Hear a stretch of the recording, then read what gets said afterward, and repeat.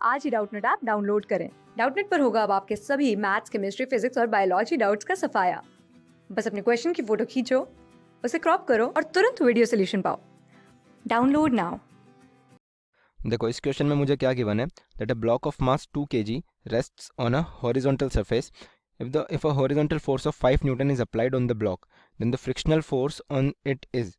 ठीक है, और मुझे काइनेटिक फ्रिक्शन का कोफिशिएंट गिवन है और स्टैटिक फ्रिक्शन के कोफिशिएंट्स गिवन है। तो देखो क्वेश्चन मुझे क्या बोल रहा है कि मेरे पास एक ब्लॉक है जिसका मास है 2 kg और वो किसी एक हॉरिजॉन्टल सरफेस पे रखा हुआ है कुछ इस तरीके से। ठीक है, और उसके ऊपर राइट डायरेक्शन में या किसी भी डायरेक्शन में हॉरिजॉन्टल डायरेक्शन में एक फोर्स लग रही है 5 न्यूटन, मैं मान लेता हूँ इस डायरेक्शन में लग रही है। तो मुझसे पूछा है फ्रिक्शनल फोर्स कितनी लग रही होगी। ठीक है, और मुझे काइनेटिक और स्टैटिक कोफिशिएंट्स गिवन है। तो देखो इसके ऊपर कौन कौन सी फोर्स लगेगी, एक mg लगेगी, वो कितनी हो जाएगी 2 into g, that is 20 newton, और ऊपर एक नॉर्मल लग रहा होगा। ठीक है, नॉर्मल को बोल देता हूँ मैं आर। ठीक है, और इस डायरेक्शन में फोर्स लग रही है तो इसी डायरेक्शन में इसमें फ्रिक्शन लग रही होगी ऑपोजिट डायरेक्शन में। तो पहले तो मैं निकालता हूँ कि लिमिटिंग फ्रिक्शन की वैल्यू कितनी है, लिमिटिंग फ्रिक्शन कितना मैक्सिमम लग सकता है। तो लिमिटिंग फ्रिक्शन क्या होता है मेरा म्यू इंटू एन। ठीक है, सॉरी म्यू इंटू नॉर्मल, और नॉर्मल यहाँ पे कितना है हमारे पास आर।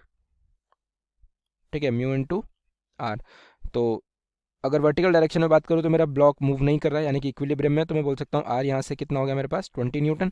ठीक है, तो यहाँ से फ्रिक्शन की वैल्यू मेरे पास कितनी आ गई म्यू स्टैटिक, क्योंकि मैं अभी बॉडी मेरी रेस्ट पे है। ठीक है, तो म्यू स्टैटिक कितना है 0.5 इंटू आर कितना है 20। तो यहाँ से मेरे पास आ गया कि लिमिटिंग फ्रिक्शन जो है मेरे पास वो है 10 Newton, F limiting is 10 Newton.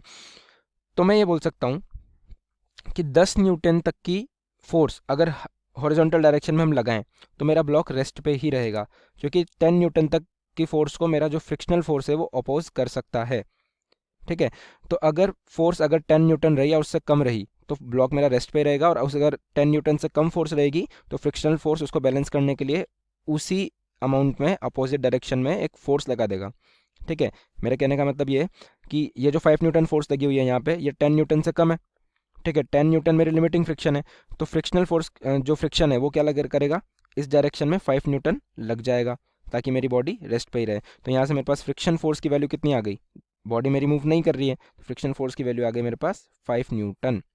ठीक है, तो अगर ऑप्शंस में देखूँ तो ऑप्शन नंबर 1 मुझे मेरे आंसर से मैच करता हुआ दिख रहा है, तो इस क्वेश्चन का आंसर हो गया ऑप्शन नंबर 1। आई होप आप लोगों को क्लियरली समझ आया होगा। Thank you.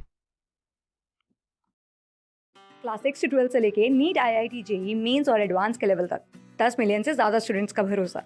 आज ही डाउनलोड करें डाउटनेट ऐप या व्हाट्सएप कीजिए अपने डाउट्स 8400 400 400 पर।